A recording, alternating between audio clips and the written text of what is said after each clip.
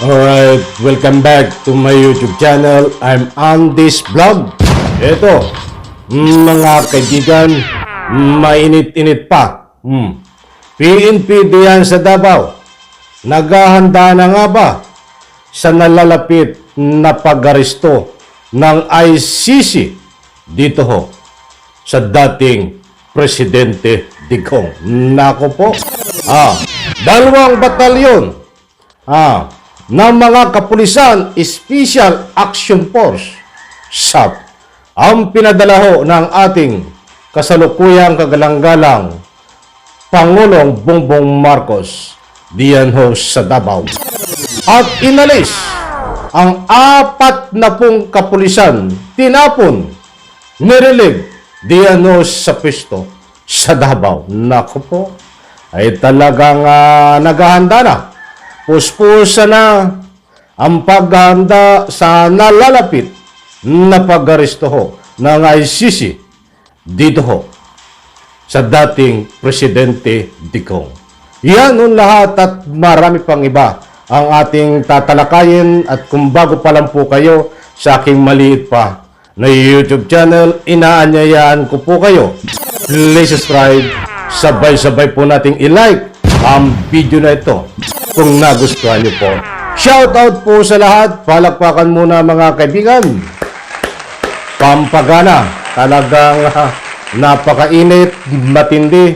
Itong ating bibigyan ng kaunting komentaryo, public opinion, mga mahal kong taga-subaybay, tungkol dito sa biglaan na pag-alis sa pwesto, nirelieve, tinanggal itong 40 kapulisan diyan po sa Davao, at siyempre kumpirmado nagpadala ho ng 2 batalyon na kapulisan SAF Special Action Force diyan po sa Davao ang ating kasalukuyang Pangulo Bongbong Marcos. Naku po, para naman sa lubos niyo pong pangunawa at maunawaan, hayaan ko pong ihatid sa inyo atong ika nga po'y ating resibo na nagpapatunay na nagkaroon po ng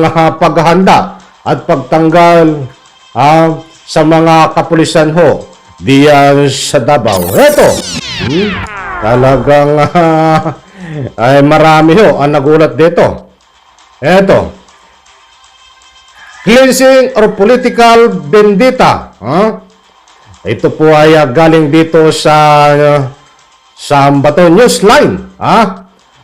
Itong ika nga po ay mainit na pangyayari. Buhat sa Newsline Philippines. Ito po, 40 Davao City Police Officers order relief. Naku po, marami-rami ho ito. Ay 40 katao. 40 person ang inaresto sa pisto diyan sa Davao. At sino-sino nga ba ito at ano ang dahilan? Ito ho, the police officers in Davao region have been relieved from their post to pave the way for investigation of the shipping suspected drug possessed in a recent bypass operation.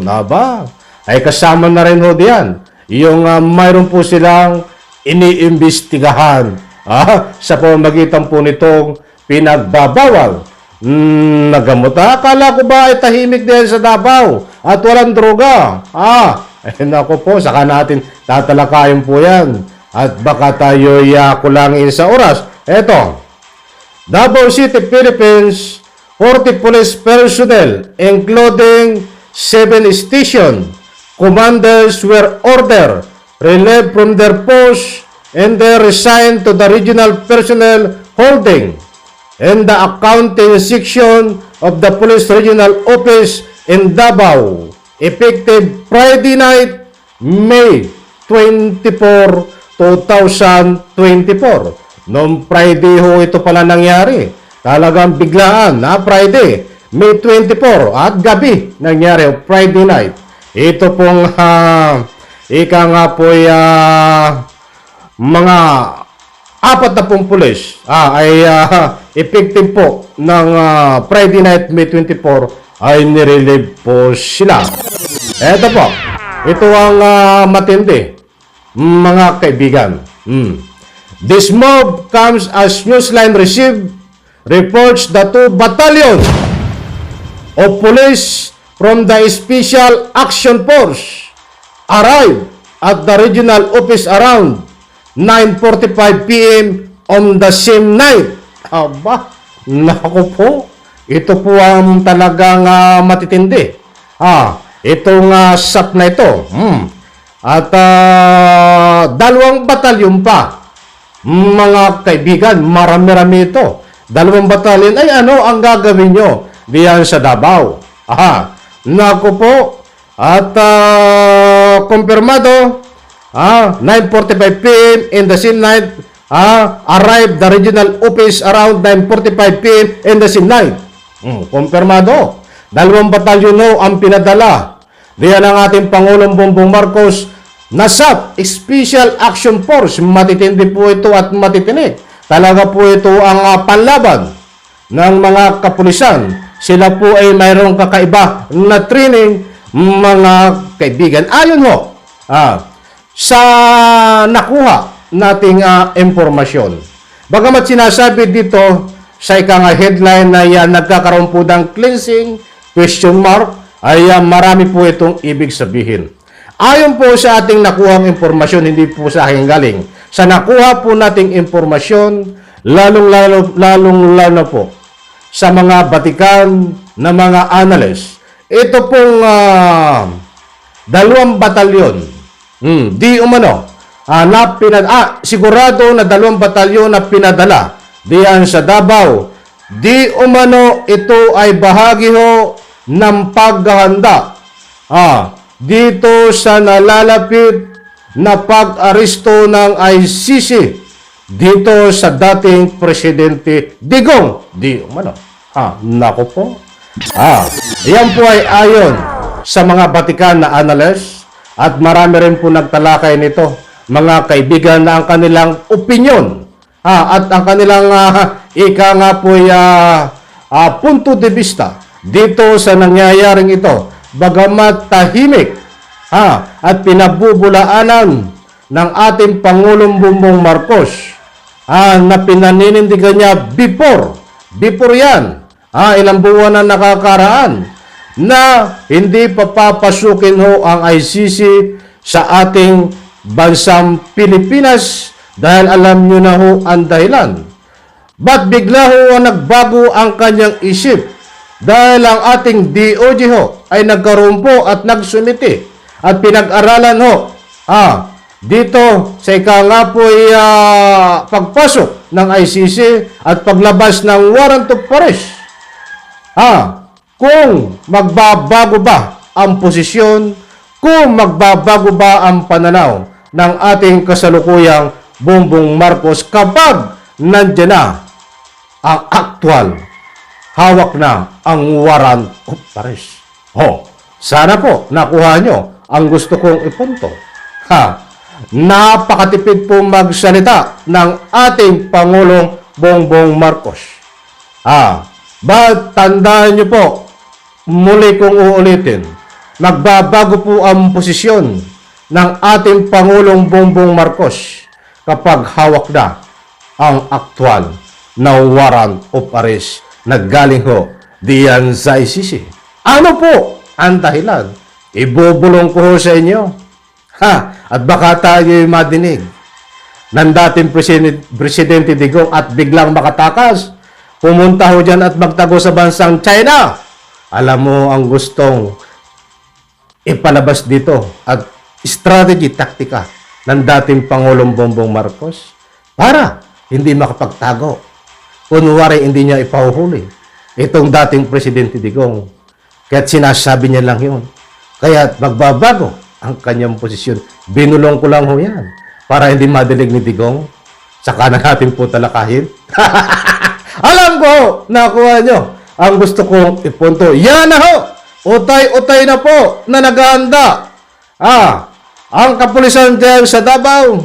At alam ko ito po ay may kumpas ng ating presidente. Napalitan, i-relieve, tanggalin sa pisto ang 4 na pulis.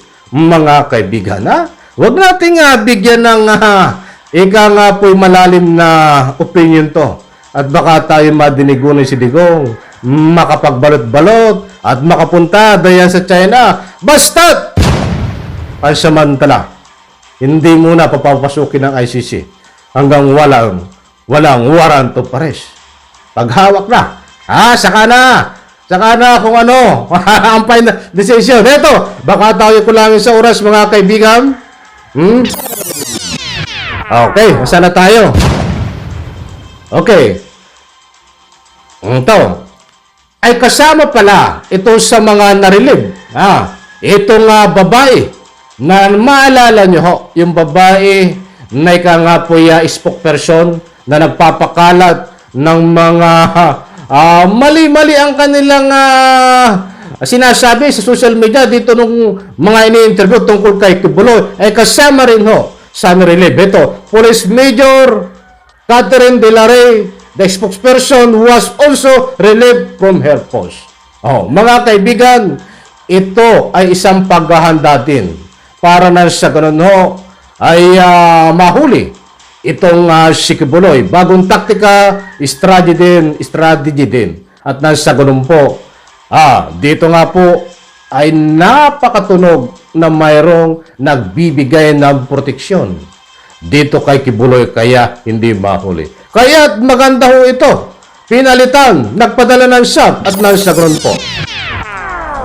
Kung ano man ho ang layunin ng mga SAP na ito na 2 batalyon, sana ho magtagumpay ito mga kaibigan. Nagandyan po muna at medyo tipid tayo.